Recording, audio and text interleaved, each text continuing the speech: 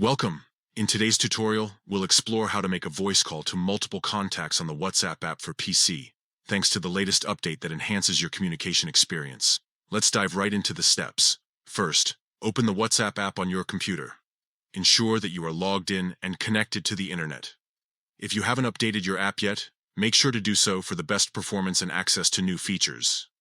Next, look for the phone icon located on the left side menu of the app. This icon is your gateway to making calls, so go ahead and click on it. Once you've clicked on the phone icon, you will see an option for New Call. Click on this icon to start the process of connecting with your contacts. Now, it's time to search for the contacts you want to include in your call. You can either scroll through your contact list or use the search bar at the top of the window for quicker access. As you find each contact, check the box next to their names to select them. After you've selected all the desired contacts, look for the voice call button and click on it. This will initiate a group voice call with everyone you've selected. And that's it.